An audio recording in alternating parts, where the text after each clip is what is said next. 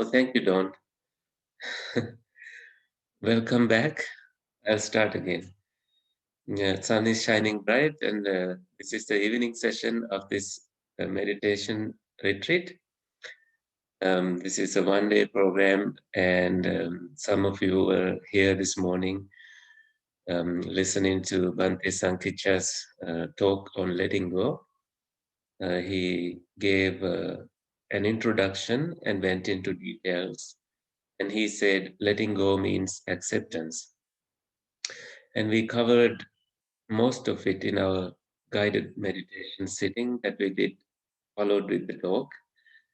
And now this is the time for Dhamma talk on letting go. So that means we have a little bit of more time and opportunity to explore this topic of letting go in in the view of Buddha's teachings. So letting something happen is an idea we need to dwell upon a little bit. Letting, let me call, let me go, let us speak. So these are different ways of letting things happen. So letting go seems like this passive side of it. Although it is an active work we need to do, we need to notice that letting things go, let things slip away. Um, this happens kind of in a passive way, like you don't force things. Because you change your perspective about something, we are able to let go. And what is the feeling behind it? When some burden has been lifted off of your shoulders, you feel light. You can smile again. You feel you are shining again. Previously, you may have felt like the light has been taken out from you, and now you have let go so that the light is back. You are shining bright again. Now, these are different ways that we can look at the idea of letting go.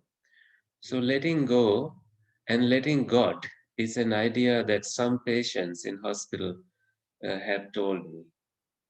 Now that some patients, they are suffering from cancer and they have taken every measure to stay healthy. And even then, they were beat with cancer and they are fighting in hospital with all kinds of medications. Doctors coming, sharing their wisdom, nurses doing their best to keep this patient going for a couple of days more. And now the patient, we would say, let go of that pain. And the patient say, yes, I let go and let God. Now this is a powerful something that people, come to realize. Now I find myself talking about the ending of our life here. People do have these expiration dates, and I will bring two examples. Both these, one lady, she grew up Catholic and she lived a Christian Catholic way of life. And another lady, she is Buddhist and she lived in her Buddhist way of life. And here, this, Catholic faith background, the lady who had that background, when she came to her final days, she started listening to monks. She started listening to Dhamma talks. She felt like her Catholic background was helping her and also inviting her to have a different perspective. Whereas the Buddhist lady, she came to her final days and all she was talking about, now she's taken to uh, an assisted living facility and she started talking about her apartment. Did you make sure that the apartment is in order, that everything is organized fine? So she started worrying about her apartment and the way she lived. So these two examples, one leans towards listening to Dhamma from a completely different background, not any Buddhist upbringing, and the other lady, she is Buddhist and she never wanted to listen to monks or listen to any Dhamma. She was just worrying about her worldly, possessions, her belongings, making sure things are in order. So, what do you think, has happened to these two people? One lady lived, she was born Buddhist and she was not valuing anything Buddhist in her life. She has committed herself to put things in order, getting things organized, have things on her own way. And this other lady, she was letting things be. She started broadening her perspective towards life. And even on final days, she took that brave decision now that this is the time to listen to some other perspectives. And these two things, two endings, they both passed away. And according to Buddhist tradition, that Buddhist lady could have, we never know, really like right after death, she may have gone to her apartment and wanting to settle down there and live there, in her spirit form. We never know. These are unpredictable. And the Christian lady, we also don't know where her destiny is. She may have found some some places to be if she believed in heaven, and if that was if she had conditions of being born in heaven, perhaps she is born in heaven and she's there. The nature of being born in heaven is that you live there for a long time, and enough, that time duration is enough for people to think that, oh, they live there forever. But now, with Buddhist perspective, we know that that kind of place is not a permanent place.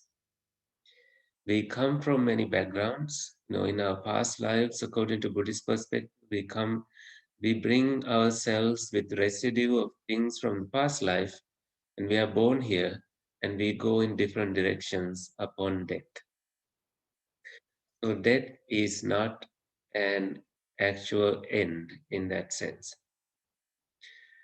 So the idea of letting go, I think, is important to both these women. One was worried about the apartment, the other one was, wanting to listen to Dhamma. And she was willing to sacrifice, the second woman from Catholic background, she was willing to sacrifice her own Catholic upbringing and wanting to learn more. And in that, she was like letting things slip away from her actual Christian background and wanting to listen to some other wisdom. The other one was just not really willing to let go, but she was like having a tight grip with the place where she lived. And unfortunately, some people do tend to live in their small worlds after their death. And this is only knowable by someone who has the ability to see that, to see um, through the divine eye where these people went after death. And that ability is in you. You are able to manifest that ability in you. We are sometimes experiencing something divine in us that we don't really notice. We don't make space for it because we get busy in our lives. So in the highest manifestation of your skills, humans do have the ability to go back to some form of a spiritual world where you don't experience the world as a human being, you experience this world in a completely different way. You are able to see people passing away and being reborn in places. You are able to touch and see the heavenly worlds and different reasons why people went there and what made them heavenly beings.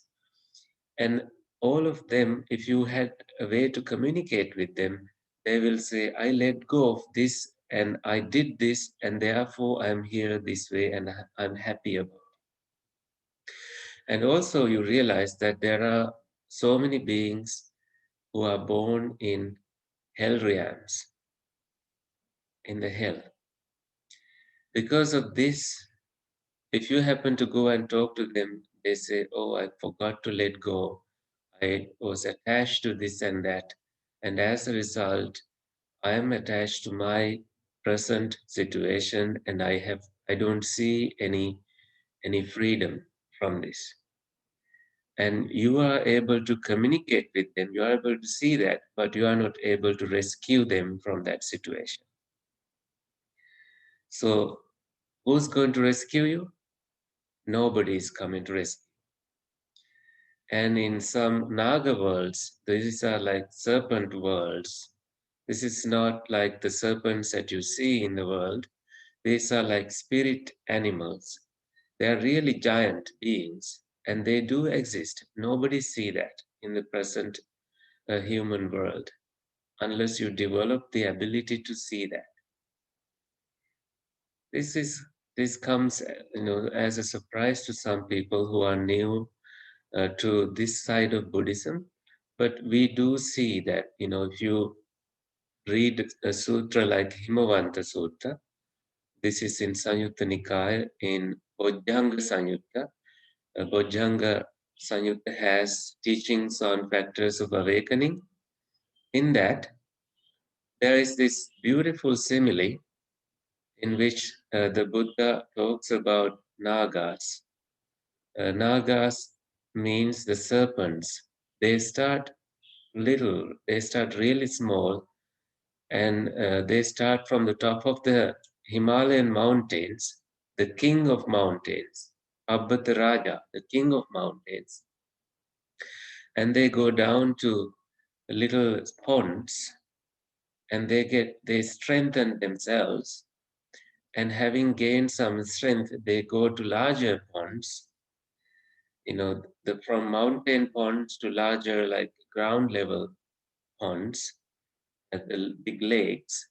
And then from there, having gained more strength, they go down to the ocean and they live in between um, waves and finally settle down in the big ocean, having gained so much strength.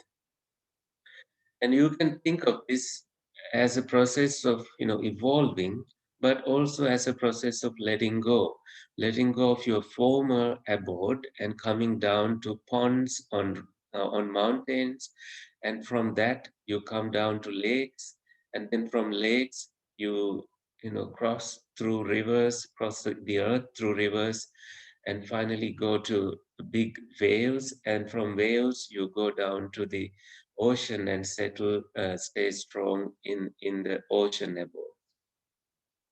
This is like snow on top of the Himalayan mountains, and first it melts there and goes down to mountain lakes, ponds, and from those the glaciers melt and come down to huge lakes, and then from those lakes it goes down to the ocean, and from the ocean it becomes one with the ocean.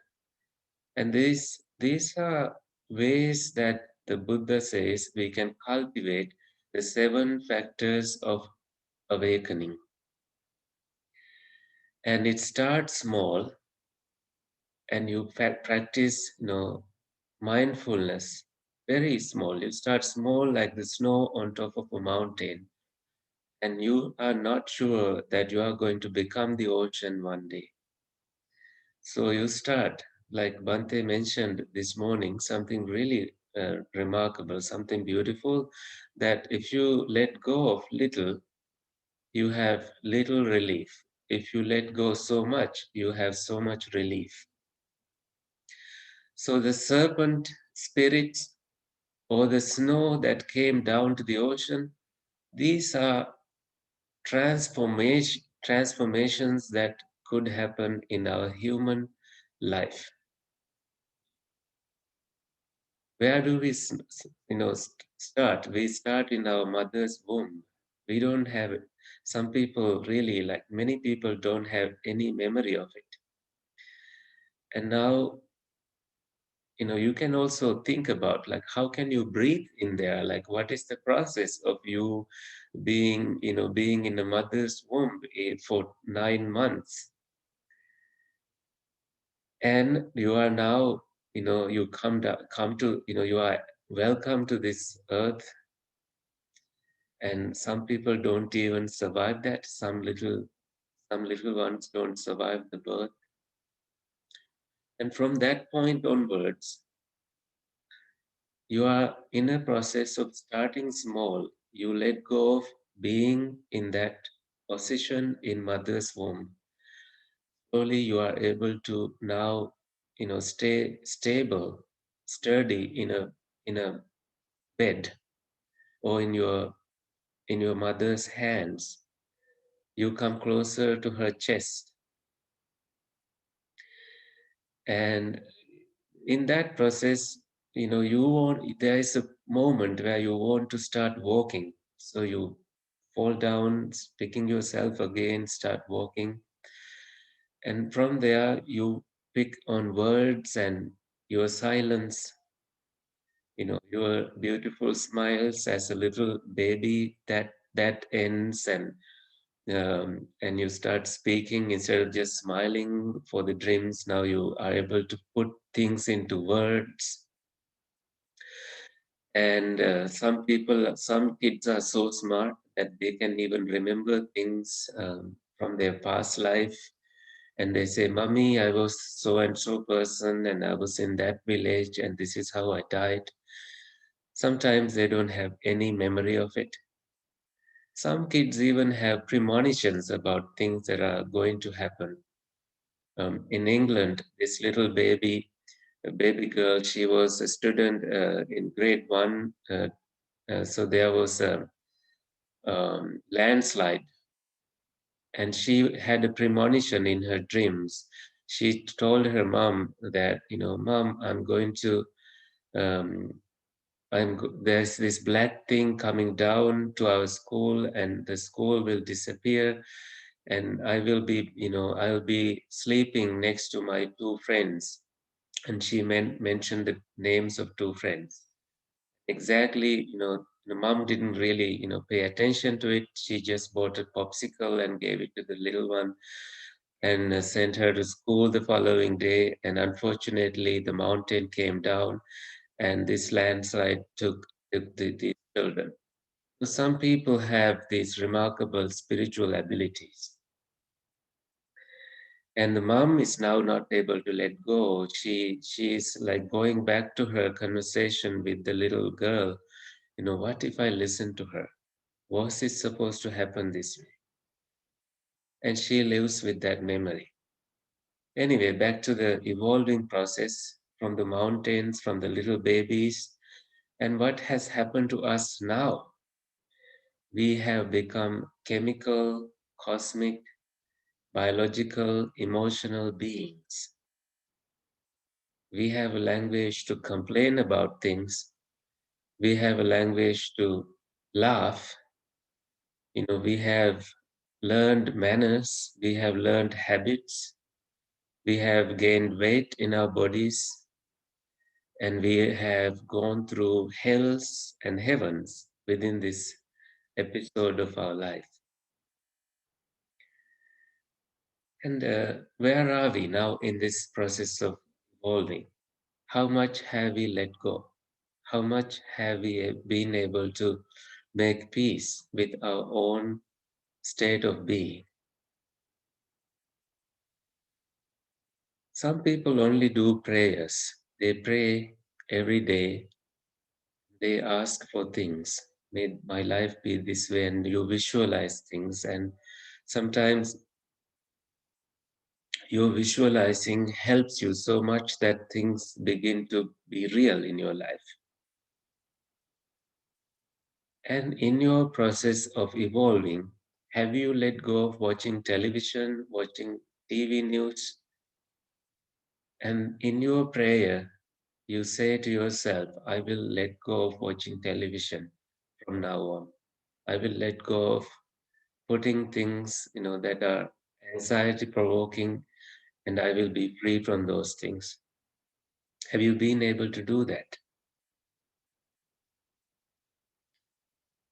And I heard recently as I was listening to a forum, this was an interfaith, multi-dimensional, as they said. So that meant multi-faith people, people from many faith traditions, they came together.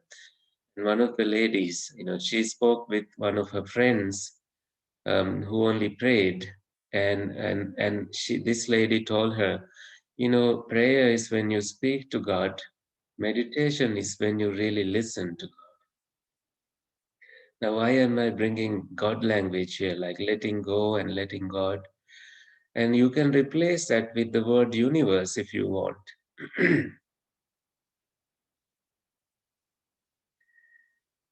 And whatever that you connect with, isn't that beautiful to think in that way? In prayer, so in chanting, if you want to say it in Buddhist terms, you connect with something powerful, something sacred out there, and now you begin your meditation practice and you listen. In that listening process, you make your heart a sacred place. So now the sacred is not out there, you have bring it closer to you, and it is in you, and it is being manifested in you. So the biggest change in your life happens when you realize that the sacredness is not found in temples, not found in Hindu kovils, not found in Buddhist temples, not found in churches. It is found in your own heart. Cleansing that involves a huge, courageous process of letting go. I mentioned about letting go of watching television, also letting go of eating too much because it causes depression now. People don't have much to do. So, too much food doesn't help you in your body unless you exercise and have things to do physically. So we need to come down to our lifestyle and realize, oh, I have to make changes in my life. And it involves some things that you need to let go of.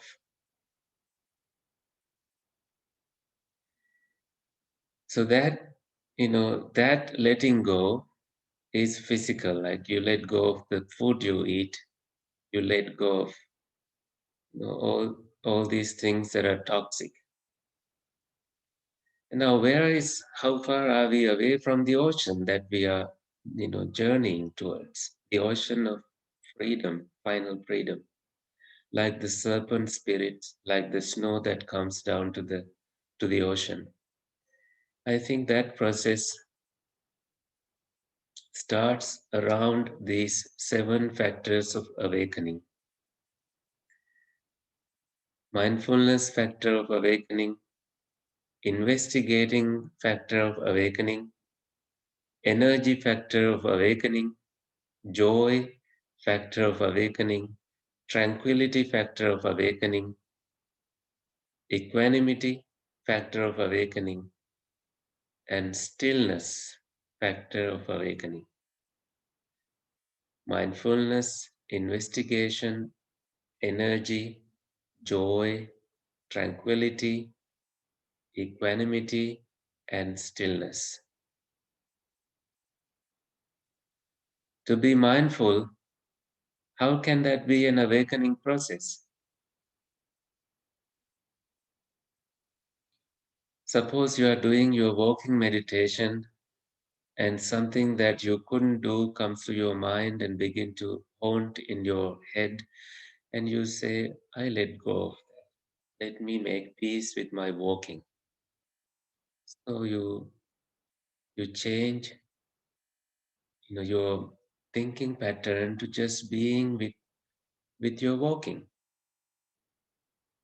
You are able to make peace with this walking activity, and now all of a sudden you are able to notice some freedom, some your this tight wrapping around your head.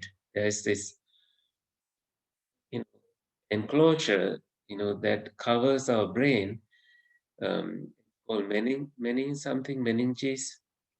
This begins to experience some level of relief, and there you are beginning to experience piti, your joy,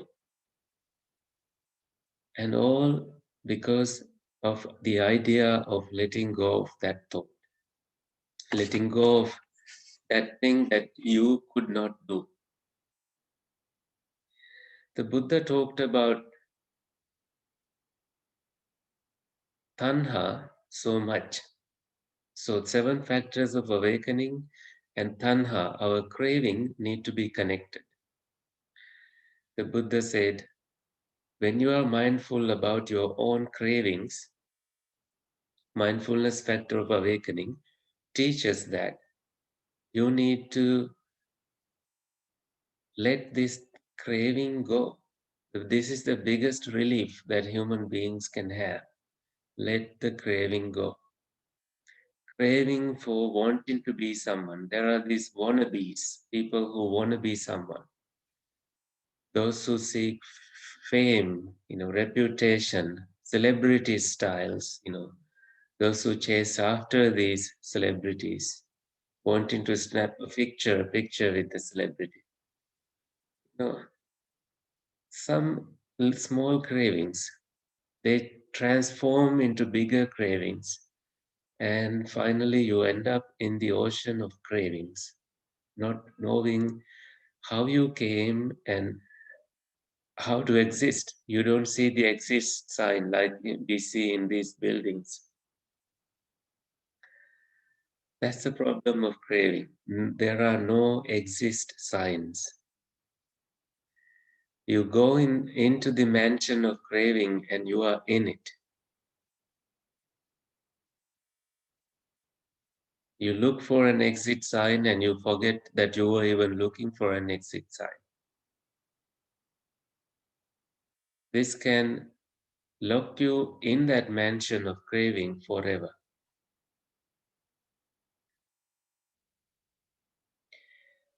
So the Buddha said there are these 5 ways of letting go.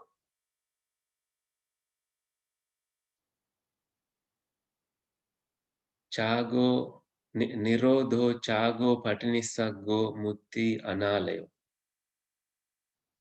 Nirodho is, strong cessation, uprooting. Mutti is freedom. This is a stronger, like Buddhist word for letting go. Analayo is non-attachment, not clinging to things. Chago definitely is generosity and letting go of your former self, former whatever you wanted to let go. Patinisaggo is the ability to stay not associating the former self. Patinisaggo, the literal meaning is non-association.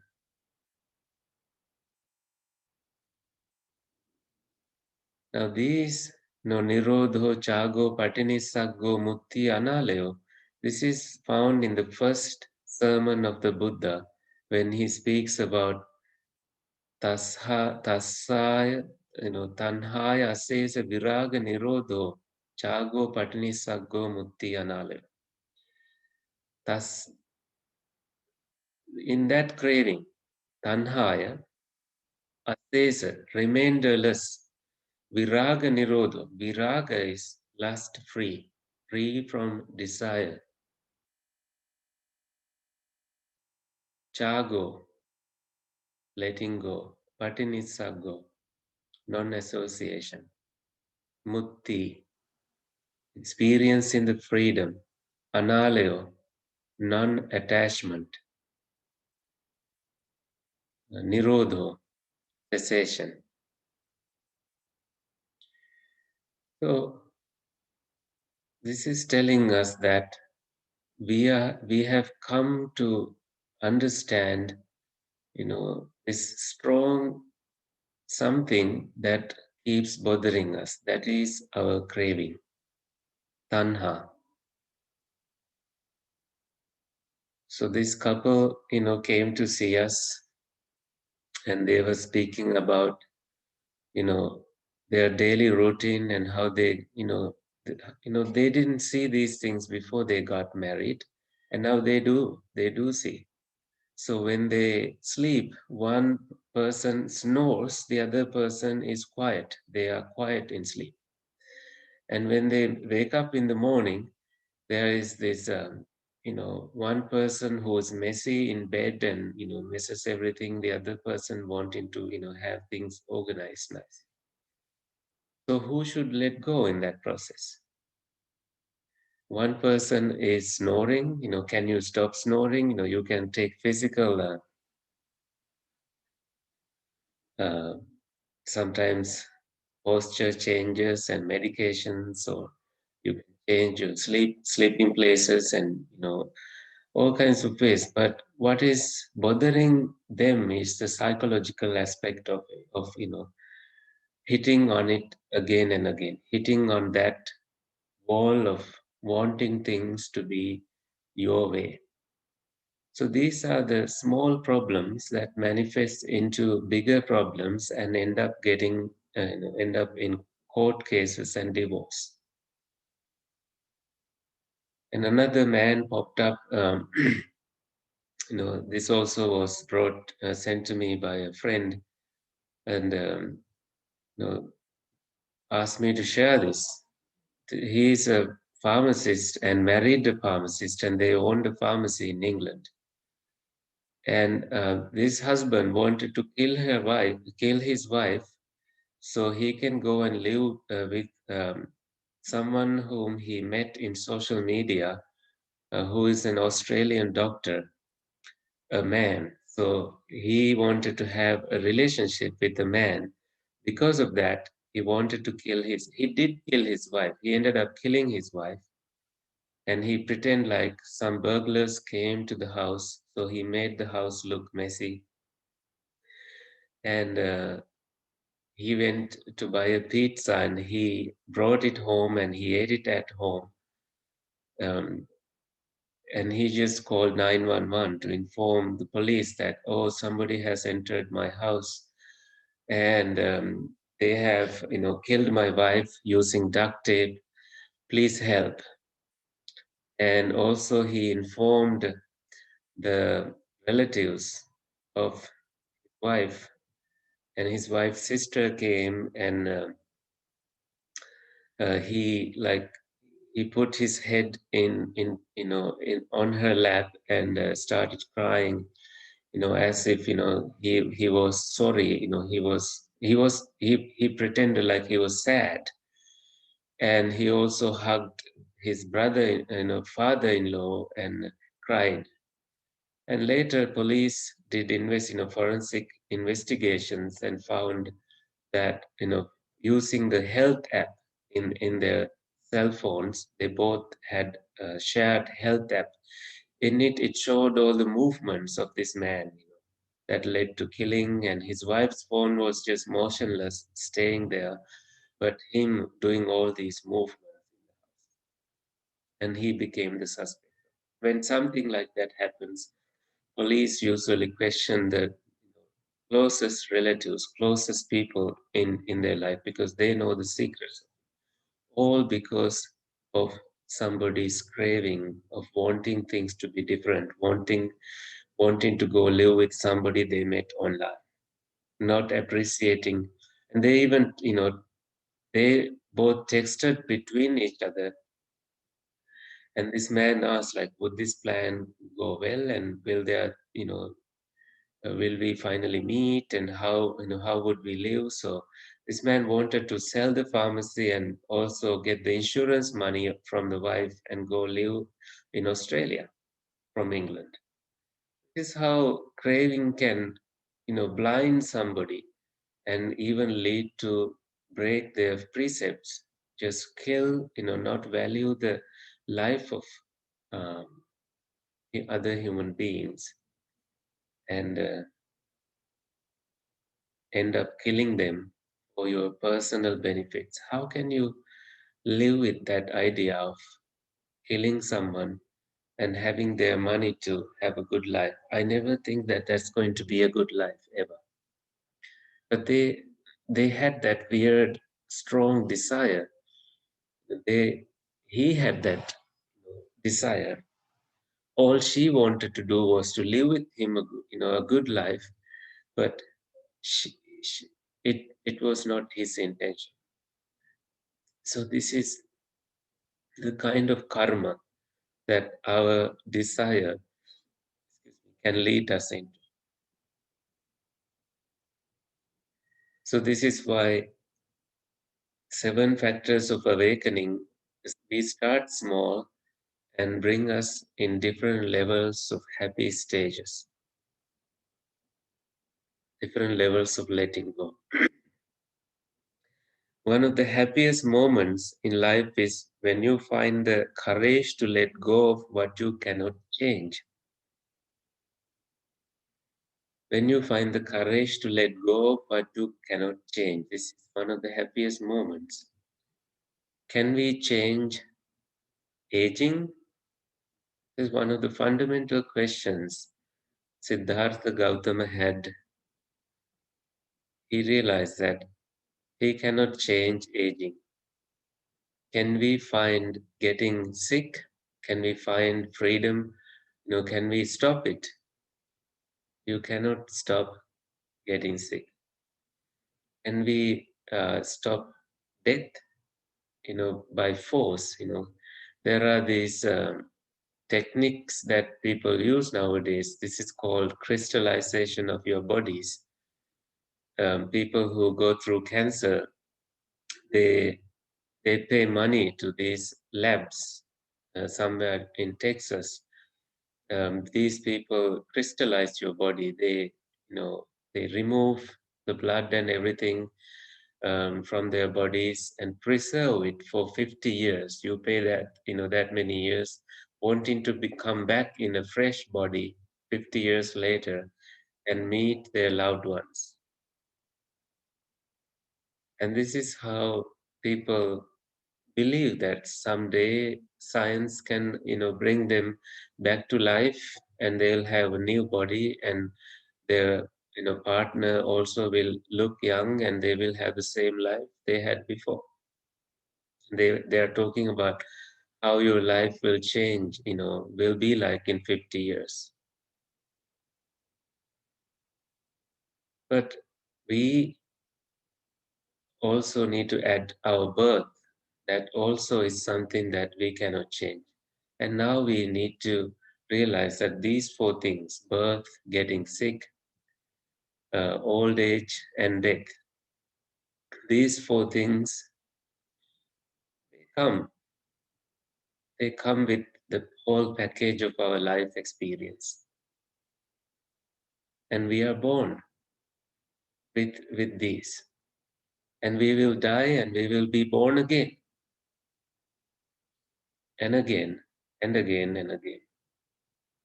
Different times, 100 years later, or 80 years later, or so many years later, there is another manifestation. This is why we, as people who can cultivate prajna, cultivate wisdom, need to put our life into broader perspective and try to, you know, have the courage that we cannot change these four things. but we can awaken ourselves and let go of our own attachment to life, craving, and see the broader picture from the eye of wisdom. This does not happen very often. People have their own lives, they get busy, they have things to do, and in a fraction, life has gone, and you are now seeing the final days of your life. And when you try to realize things and let go, you realize that you are too late.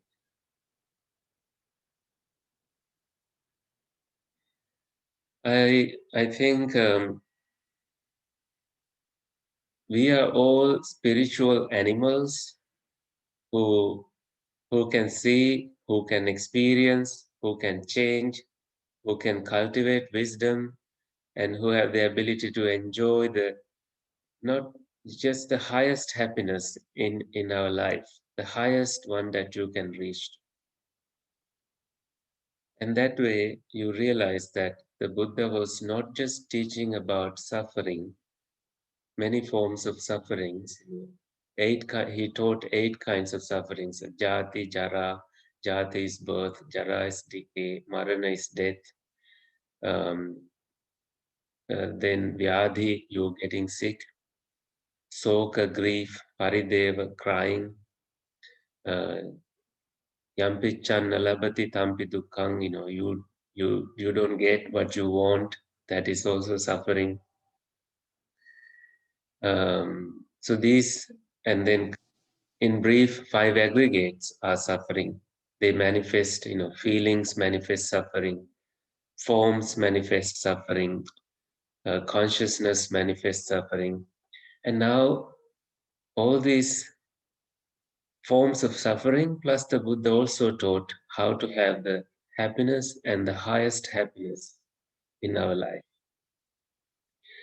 When you realize that the Buddha has awakened into it, then you have confidence in him that he is teaching us the right path. In general, in your ordinary life, if when you went to school, if the teacher didn't have confidence, if you didn't have confidence in the teacher, and even if the teacher didn't have confidence on what he was teaching, I don't think you will learn any better. You will not learn well. Now we have the Buddha. We have confidence in him, and he had confidence in his teachings. So that confidence is what helps us to walk in his footsteps.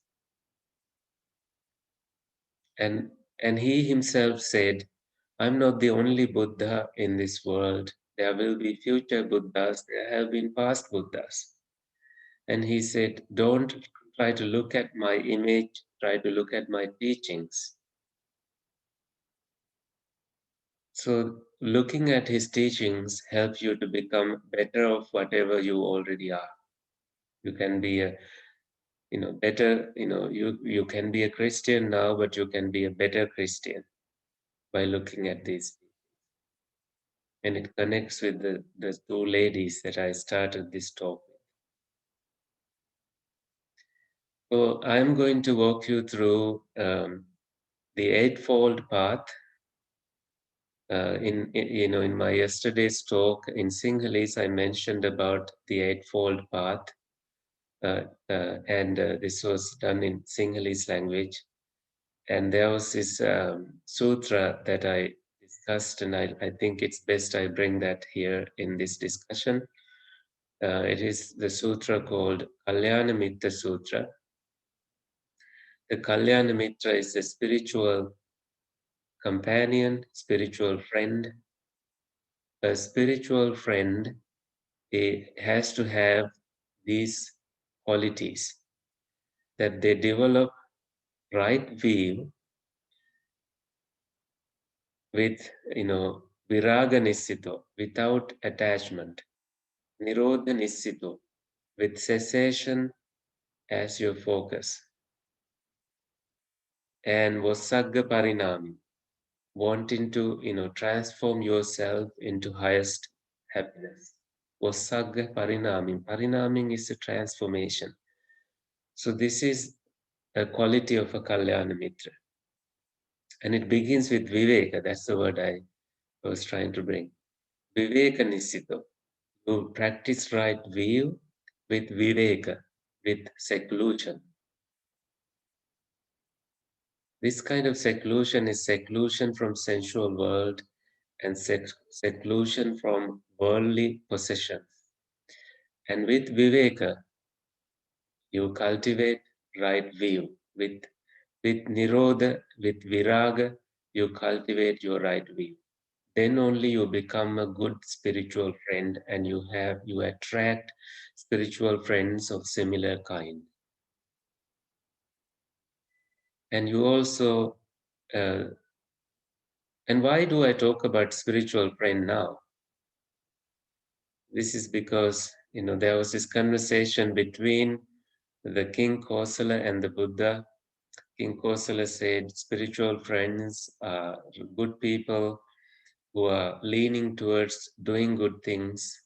And the Buddha approved that and said, well, King Kosala, at some point, Ananda and I, Ananda is the Buddha's attendant, we had this conversation. And my attendant Ananda told me that holy life, 50%, half of holy life is about spiritual companionship. The Buddha said, Mahevang Ananda. Don't say like that, Ananda. 100% complete holy life is depends on or is supported by spiritual companionship. A spiritual friend practices Eightfold Path, the path leading to cessation with these qualities. So the first one of it is having right view towards the birth, just the nature of suffering, dukkha arya satcha, dukkha samudaya arya satcha, the origin of suffering, dukkha nirodha arya satcha, the cessation of suffering, dukkha nirodha gamini patipada arya satcha, the path leading to the cessation of suffering. And you have the right view when you are seeing this is suffering, this is the origin of suffering, this is the cessation of suffering, this is the path leading to the cessation of suffering. And let's take the first one of it, Dukkha Samudaya Arya Satya, the noble truth of the origin of suffering. How do we see the value of this truth? Let me take an example. So, some mistake done by you comes to your mind. And this mistake comes and bothers you. And sometimes you get depressed about it. You begin to worry about it. Now you stop doing whatever you are doing and you go to some place and begin thinking of it. What if you had the wisdom there to see that this is the origin of suffering? So let me see this dukkha, that it comes because of an incident that happened in the past. And why do I need to associate with it anymore? I have learned the lesson and I will not repeat it. And now let me move on. This is a basic impulse one can have towards that experience. And to go a little further. Now it is a thought that came based on your mind faculty. Because you had the mind faculty, the sense door of your mind, the past memory came to you. And you now see that it brought thoughts and it stopped, it had this force, this motion, this uh, this nature to stop you from whatever you have been doing in life at that moment and bring you to, it had this forceful energy to bring you to a corner of a table and start thinking about it. So it is this thought as a visitor that came to your daily, ordinary life. Now you see the mind and the external thought. Treat the thought as a visitor that came from externally to the pure state of your mind at that time. If you maintained mindfulness, you see that that visitor came and you let go right there. That you forgive yourself for doing that mistake, you let go. It won't take you to a corner of a table and make you feel depressed about that incident. And dig more about this experience. Use your Dhamma wisdom to analyze this situation. This is when an awakening factor of analyzing come and assist you to see little bit more nuances of this experience. You analyze it this way. You had your mind, internal sense base is your mind. That is Ajjatika Ayatana, internal sense base. And externally, you have your thought, conditioned by some space memory or something that you saw, some event that popped up in your mind. It just pulled you in that direction, and now you are um, left with that experience. So, basic two things, what the internal and external is now rubbing against each other. Internally, you have your mind, externally, you have your thought. But these two things, if they were left separately, they won't do any interaction. You also need to be conscious on that visitor. Now, vijnana is manifested, consciousness is manifested.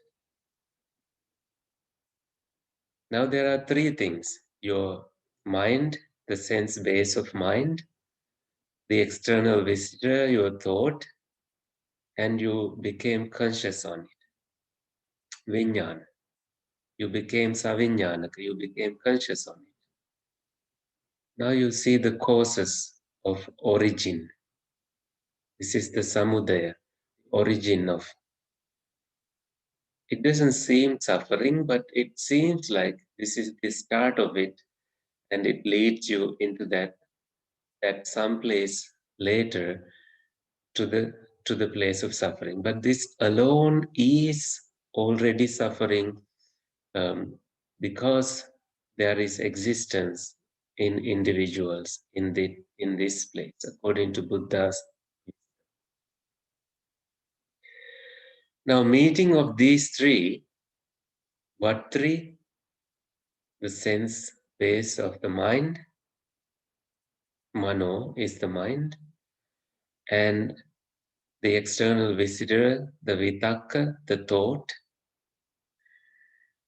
and you becoming conscious of it because of these conditions.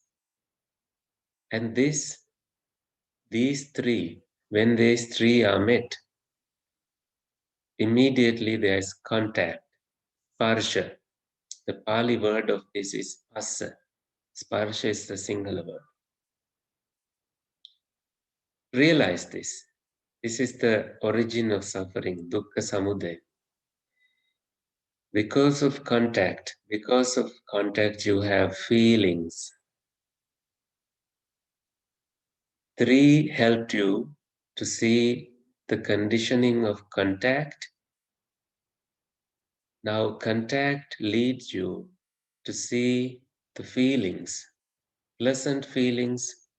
Obviously, this is a depressing event for that person who's thinking about some past mistakes, so you have unpleasant feelings around it.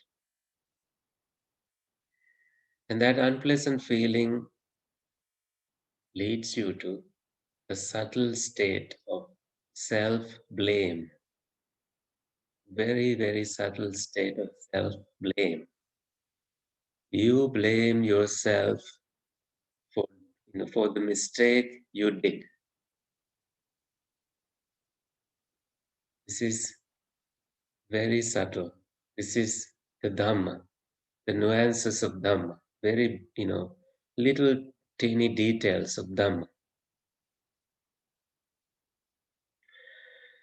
And what has happened there with self blame, aversion has manifested. This is patiga, aversion. Patiga has manifested. Why is that? That is because of craving. You have aversion because you have craving, because you dislike that experience. You are angry with yourself, and now you are in your little, closet of experience, bringing it back to life, thinking about it, and letting it do whatever it wants to do. This is like the idea of go with the flow in a negative term. But you now know that only dead fish go with the flow. So one day I was by the river in Detroit with a friend, and we did see a dead fish that's going with the flow because it was dead. So only dead fish go with the flow. Now you are not a dead fish. You are able to see the Dhamma in that experience. A mistake has happened, and the thought came, you made contact, and it made feelings and aversion manifested. So the whole cycle of craving, where can we break this cycle? It happens with this factor of awakening. You investigated the phenomena, you investigated the Dhamma, you investigated the nature, and now you realize that if I continue doing this, I will still be attached to that past experience. What if I catch it with yoniso manasikara, wise attention? Wisely you pay attention to what comes as visitors in your mind, and you realize that immediately you realize that because you are alert, the awakening factor of mindfulness is working in you. You are super alert. You are able to catch it,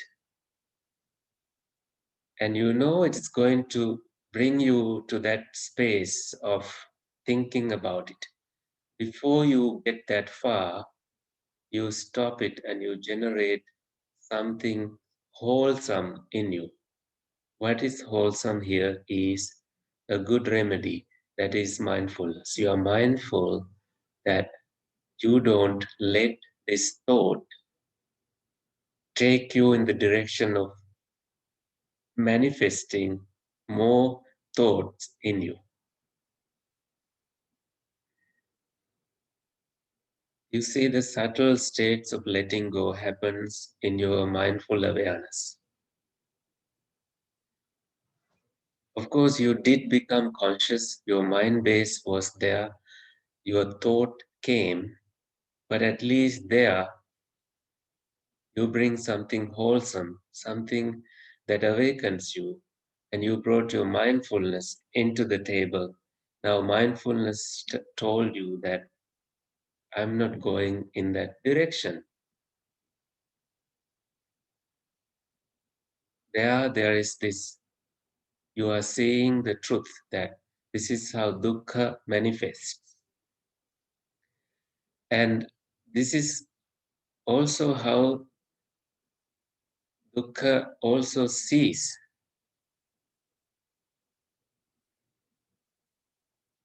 What needed to be done there is bring mindfulness into that place And you see now the dukkha does not have a footing in that experience.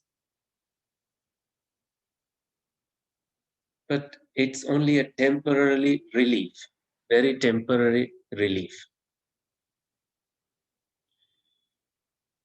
How can I permanently stop dukkha being manifested? How can you do that? Then you choose to let go permanently, using all the tools that have been taught to you. Let's go down to that description of practitioner who does um, Eightfold Path. The first component, the first limb of Eightfold Path is right view. And now we were just talking about right view, which is about the four truths. And one of the truths is the origin of suffering, which you just analyzed and saw.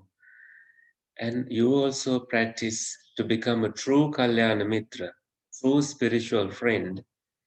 You practice it with Viveka, seclusion. Now you choose seclusion. Which ways can you seclude yourself? There are many things we manifest in our mind in the day-to-day life that pollutes our mind base, the sacred space we all have. So we need to purify our mind with viveka, with seclusion. We need to find our ways to be quiet, both in our mouth and in our mind. This is true viveka. And when you have given yourself freedom in all sense faculties, you choose the factor that is called jhanas. These places where you experience a little bit more strong, intensified level of viveka, seclusion in your meditation. And I will talk about the first jhana that is definitely the Buddhist way of letting go and the first step into letting go. That is vivicheva kamehi. You let go of all sensual pleasures. Nobody knows how happy you can be by letting go of all sensual pleasures. Now, this is not the kind of sensual pleasure that ordinary people talk about, the sensual pleasure that makes you tired, lustful desires, covetousness, anger making things. You let go of these. You say goodbye to them permanently if you can. Vivicheva kami, being free from sensual pleasures. Vivicheva akusalehi dhammi, being free from unwholesome states. Unwholesome states include anything that pollutes your mind, that includes breaking five precepts, doing unwholesome deeds like killing and stealing and all kinds of unwholesome things. Now you are ready to be free, get into seclusion. Savitakkang savicharam, with your thoughts and with your investigation. You still have thoughts and investigation, and you choose to close your eyes and breathe in mindfully and breathe out mindfully. Here you have a subtle investigation about the breath that is happening now. And there arises piti sukham, joyful happiness, vivekajam, that is born of viveka, born of seclusion. And that is how Patama Jhanang Upasampajya Viharati. You enter the first jhana and you dwell in there. Isn't that amazing that you have a place to go? Like a Nivadu Niketane, like a holiday resort.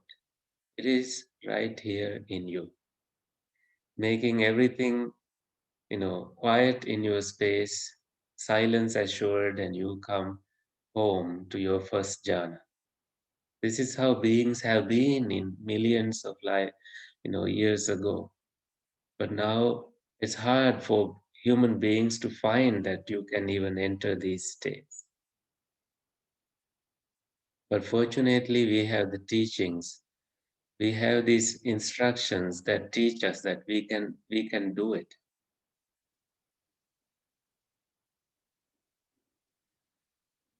And it says, Bhavato kayasa, in your whole body, viveka jena piti sukhena, by that joyful happiness that was born because of seclusion, parisandati, you fill your body with it. Pariparati, you expand it in your body with it. Paripureti, you completes it.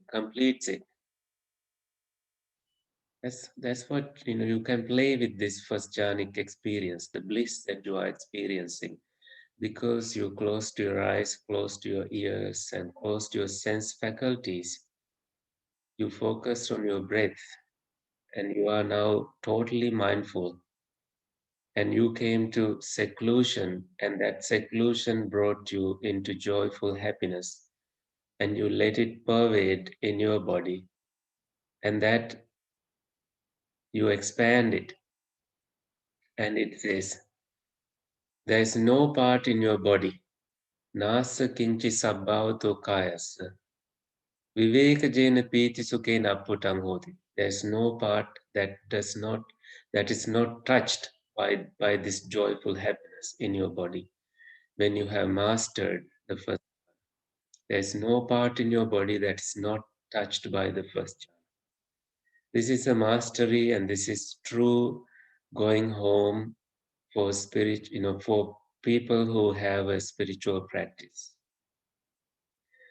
All other things like color manifestations, these are possible in better ways when you have such clarity.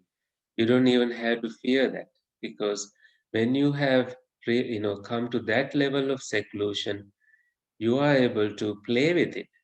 You are able to um, choose a color like blue color, radiant and blue, and you are able to see the blue in you and blue outside, and you can play with all kinds of colors. Like the Buddha says, it's like playing with a um, piece of cloth that has color on all the both sides. So you see, you can play with it. This is like games for spiritual beings taught by the Buddha. And the next jhana, the second jhana, this is the samadhijang piti sukhang. There is joyful happiness that is born of samadhi, that is born of your stillness. When you experience that, you move slowly, you speak slowly. When you even emerge from that experience, you want to get back in that second jhana bliss. When you are in the second jhana, you have so little bit stronger happiness than what you experienced in the first jhana. Why aren't we talking about these things? Why are we like closing our minds to these things? Why do we think that these are like outdated? It's all the many, common thinking doesn't include these things. I hope one day many people, news channels teach us about these and help us to reach these states and experience so much joy, so much happiness within this lifetime without having to wait until you die to experience happiness. These teachings like Samadhi Jampiti Sukham, this is when you can cultivate that joyful happiness that is born of Samadhi, born of seclusion. This certainly is how far you can come, with letting go.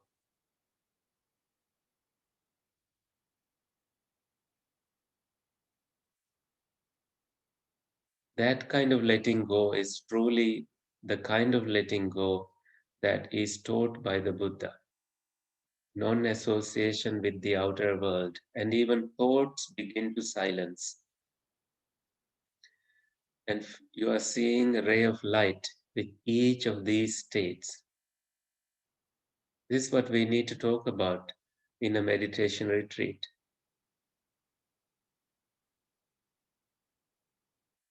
So, with each step, you have let go to some level of the, first jhana, you have let go, the second jhana, you let go more.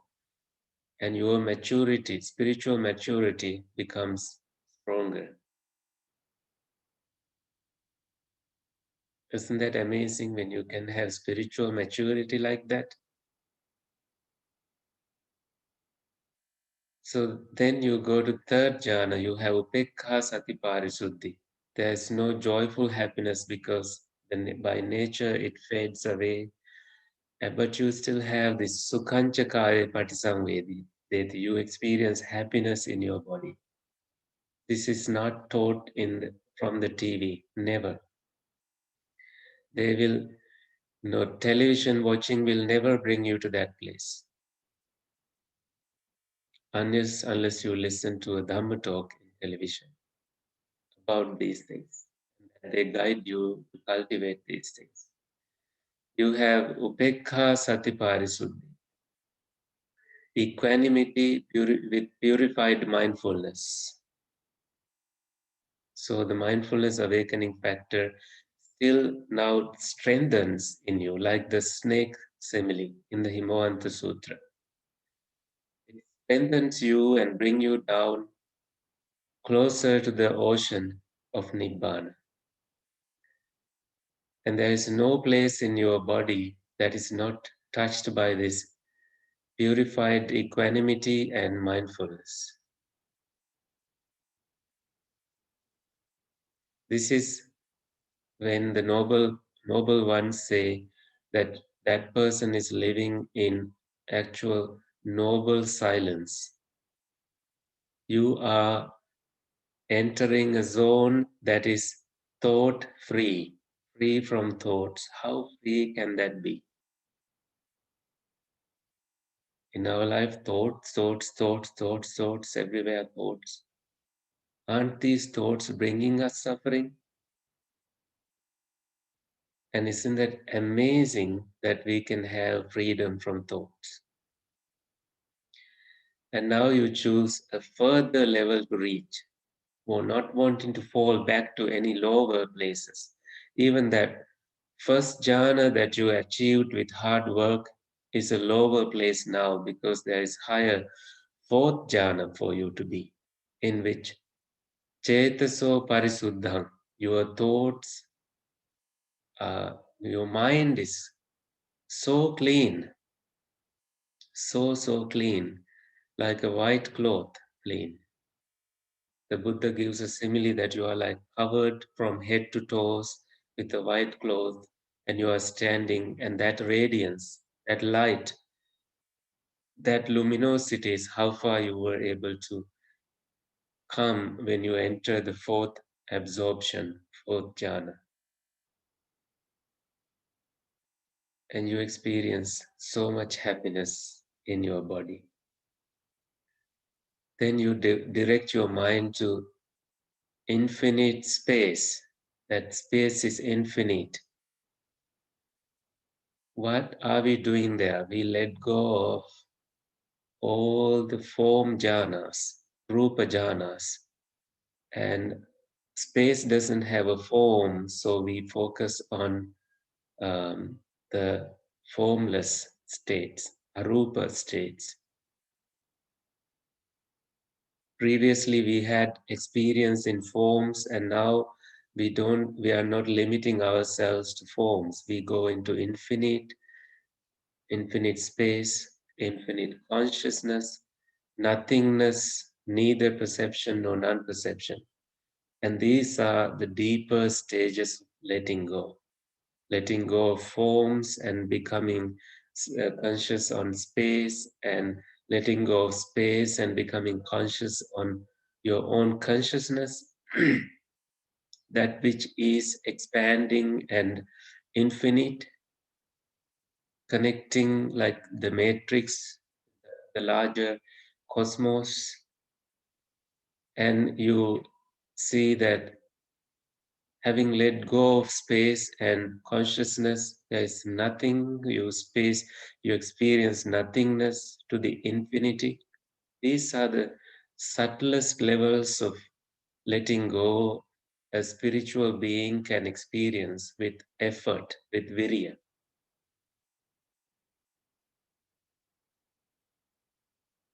Because of pramada, because we don't take action now, we haven't been able to experience these gifts that we can cultivate with silencing and spiritual focus in our life. Just that first factor in Eightfold Path. When you practice it with viveka, it is this kind of viveka, it is this kind of seclusion that the Buddha wanted us to know, that when you become a true Kalyana Mitra, true spiritual friend, there is a weight into it, that you practice it this way.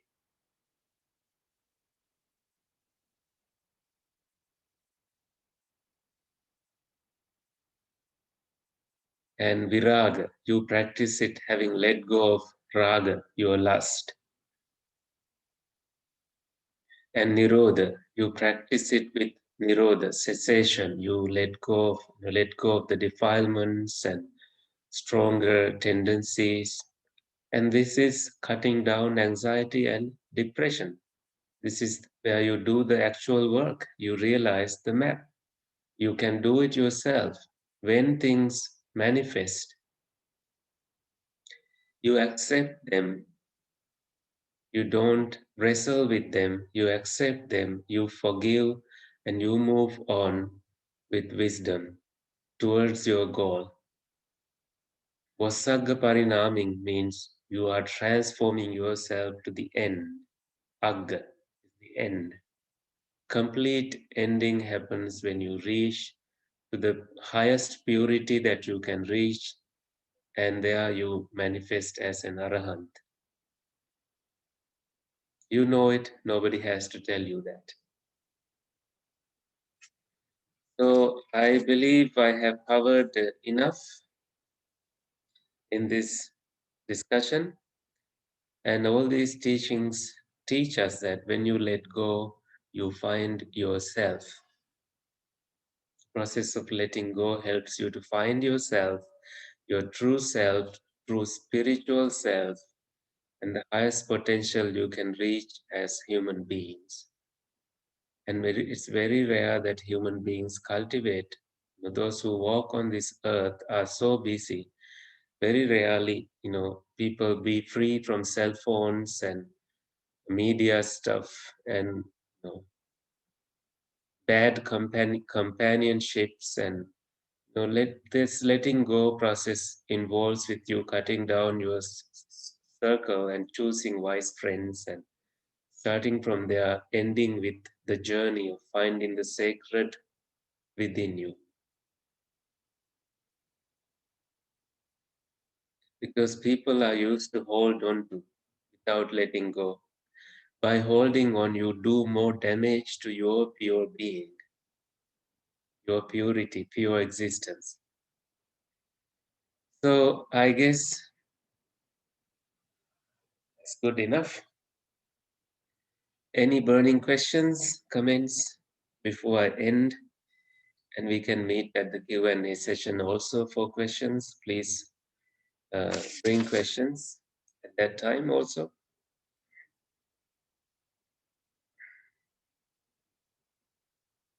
You heard me, right?